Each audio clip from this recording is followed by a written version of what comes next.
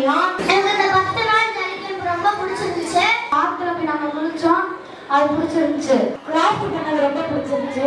10 நாளுமே என்ஜாய் பண்ணி 20 தடவை ஒரு கற்றுக்கிட்டேன். நெறிகளை நம்ம பின்பற்றினா நம்மளும் ஜனாதிபதி மாதிரி ஒரு பெரிய பதவிக்கு போகலாம்.